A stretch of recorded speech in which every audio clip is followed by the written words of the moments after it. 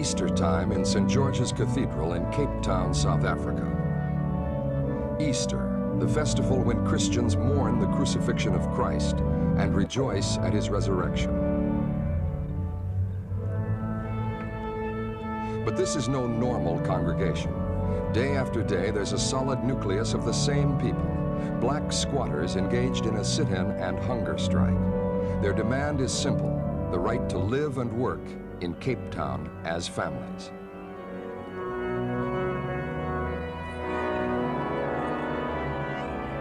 Under existing regulations, many black men are offered jobs in white areas as migrant contract workers, but their wives and children are not allowed to live with them. These dependents are expected to live in the newly independent black homelands, sometimes hundreds of miles away, and it's this situation the hunger strikers are determined to change.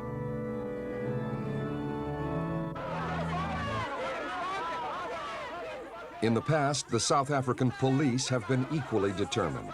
This is the black shanty town of Crossroads, outside Cape Town, last year. The police have just arrested about 1,000 illegal residents.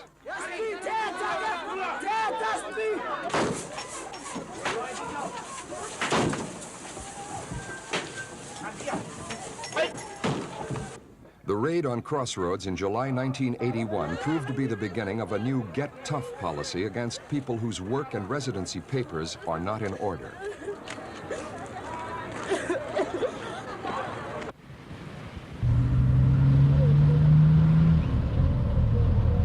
Shortly afterwards, it was the turn of the Nyanga township outside Cape Town to face a police raid. The police came on a cold winter's day, making arrests, firing tear gas, and demolishing shelters. Hundreds of people, including women with young children, had to spend the night in the open in freezing rain.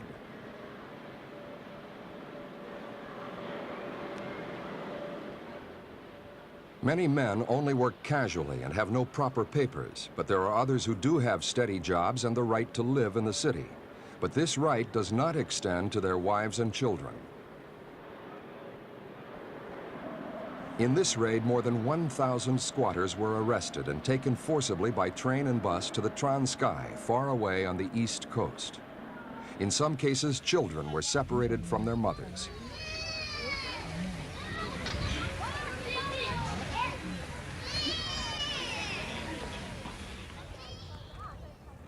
In the past, the South African authorities have used tough pass laws to control the influx of blacks to the cities. Offenders are usually fined or imprisoned. But the Nyanga incident revealed a new approach. Those arrested were deemed to be Xhosas, whose origins are in the East Cape. And with Transkei and Ciskei having been granted independence, at least on paper, the government deported the squatters as aliens under a law controlling foreign immigrants. Now, all those blacks who reject the concept of independent homelands find they are being treated like foreigners in their own country, and it's something they are not prepared to accept.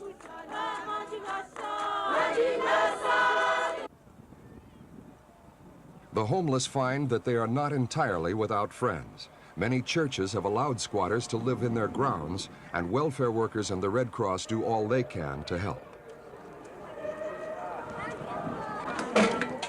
These blacks seem determined to defy the authorities and the harsh Cape winter in the hope of finding a city job, any job.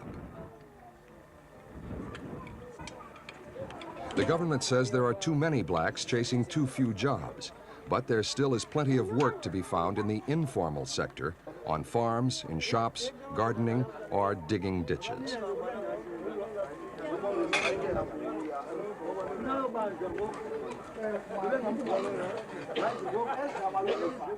The alternative, rejected by most blacks, is life in the homelands, like Transkei and its neighboring Ciskei, the latest to be granted independence. There are 10 homelands in all, covering 14% of South Africa as a whole.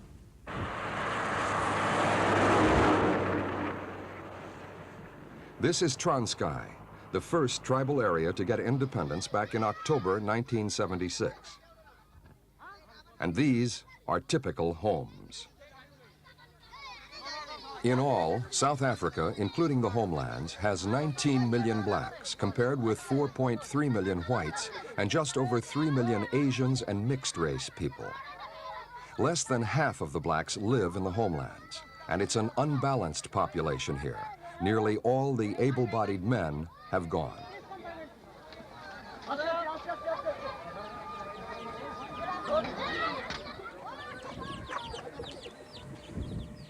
There is no possibility that places like this are likely to change in the foreseeable future. The land is poor.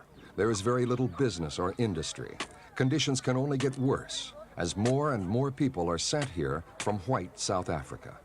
The advance of civilization means nothing to present-day Transkei.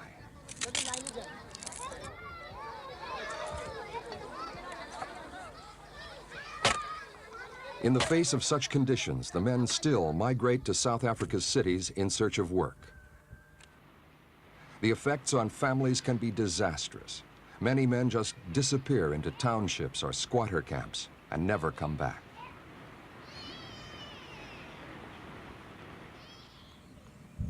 Neighboring Ciskei, where the drawing up of new borders has meant the relocation of entire black communities from white-designated areas. This is the resettlement camp of Ilukwa Nyani. Many moved willingly after promises of better housing and conditions, but the reality has proved to be a bitter disappointment. No, there's no work here. No money. And there's no money too. What do you think's going to happen to you in the future? You and your We're going to children? die. Sorry? We're going to die. That's all.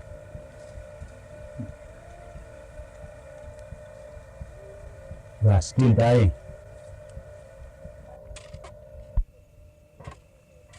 Since 1978, when the camp was set up, 78 old people and 68 children have died here. There is a 10% infant mortality rate, and the gravediggers are in permanent employment.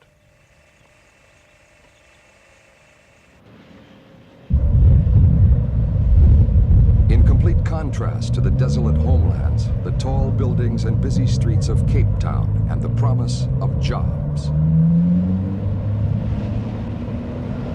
Cape Town, as much as any other city, has enjoyed the benefits of a recent boom in the South African economy, based to a large extent on the rocketing price of gold in late 1979. The boom created an economic growth rate of 8%, far ahead of the rest of the world.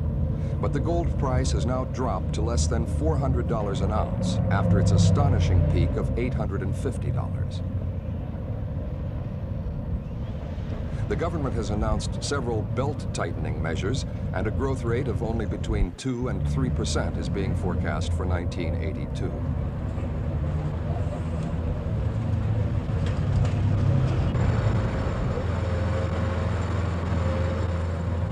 It is in times of recession that government leaders are forced to reassess the impact of apartheid policies on the economy.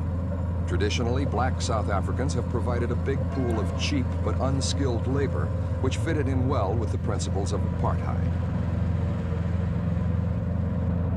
But a more mobile labor force, trained and educated, irrespective of race and color, could help South Africa to get its industries going at full speed again.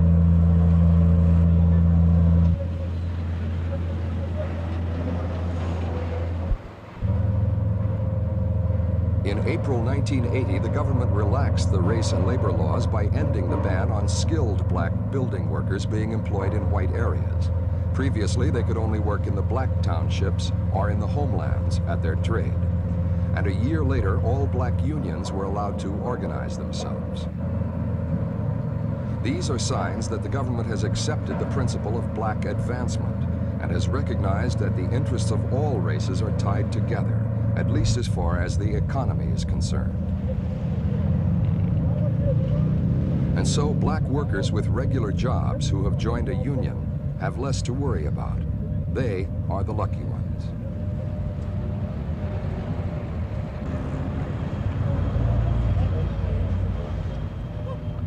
Less fortunate are those who are found to have no work or residency papers.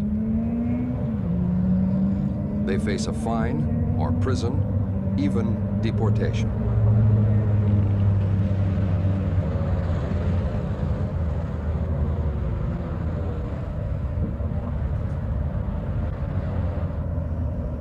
Outside Cape Town, in Nyanga Township, the men-only barracks. The quarters built especially for the migrant and contract workers. It's the weekend, the time for some entertainment and relaxation, although there's not much to do here except sit and talk.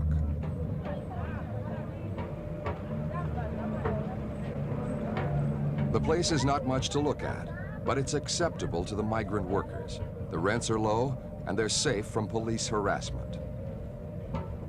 Wages for migrants are low as well. That means that the men buy the cheapest food. Sheep's heads, cooked with a blowtorch.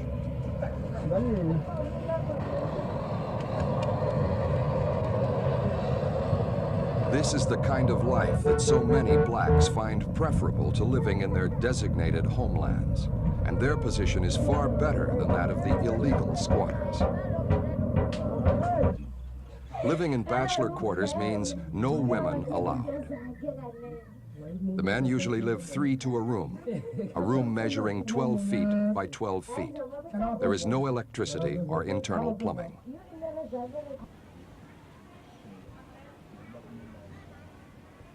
The men usually live at subsistence level and send money back to their families in the homelands. At the end of a work contract, they will go and visit them briefly, but nearly always returning to the barracks. How long have you been working in Cape Town? I've got about 10 years in Cape Town. I've been working here for 10 years. And in that time, when do you see your wife? How often do you see her? I see my wife once a year. And for how long is that? So it's about 4 months. After 4 months, I must be back to the job again. And do you think that's a good state of affairs? It's not good, but we can't do it. The government said we have got no right to stay with the women here. So if your wife were to come to Cape Town, what would happen? If my wife is here, the police are going to catch my wife. It's going to be behind the laws, and I might have to pay the money to get my wife out. And then what would they do? Send her back to Transkei or Ciskei? Yeah, as soon as I gave them the bail, they said she must be back at the Transkei or Ciskei. But it's only to take a risk to keep her here in Cape Town.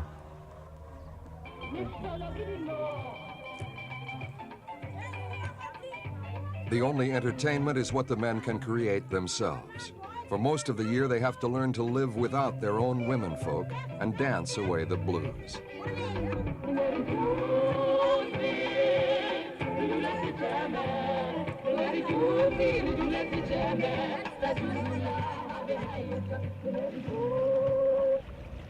Cape Town has its more attractive face, its beaches facing onto the South Atlantic, offering all kinds of entertainment, if you can afford it.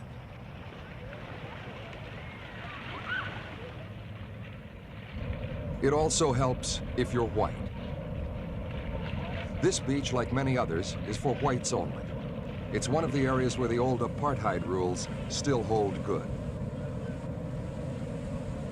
Recent years have brought a relaxation in so-called petty apartheid in many areas of public life.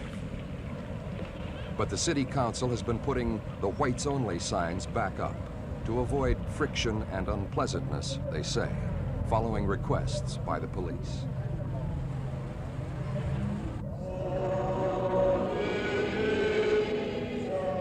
Feeling branded as second-class citizens, many blacks turn to the Christian church for comfort.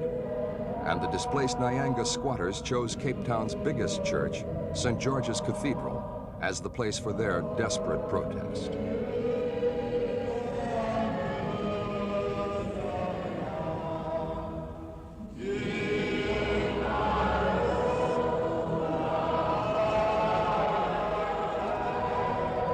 There were 26 men and 27 women who took part in the fast. 2 pregnant women and 15 children joined the sit-in. It went on for 24 days.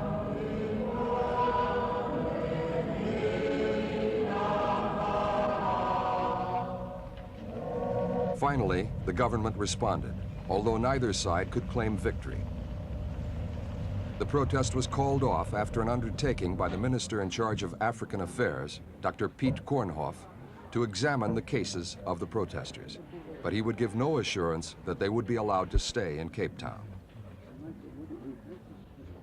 Koornhof pointed out that there are already thousands of lawful black residents without work and thousands of lawful black workers on a waiting list for homes.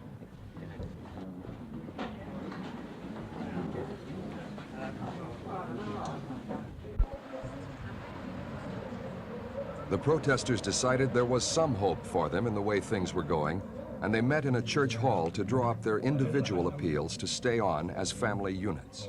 They were promised a 3-week moratorium with immunity from arrest and harassment while their cases were being assessed. But none of the squatters regarded this as a victory.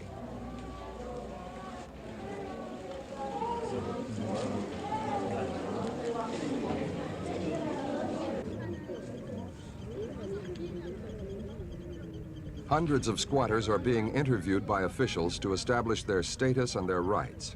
They include this group camping on sand dunes near crossroads. They have been here almost a year, but the local administration board says they can only have one large shelter. There are 102 people in the group, and winter is coming on.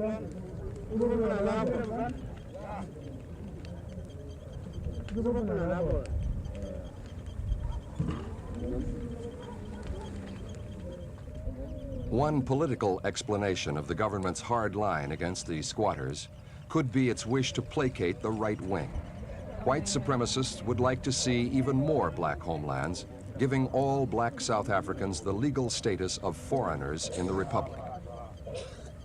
But with 9.5 million black people living in the so-called white areas, mass deportations would clearly be unenforceable.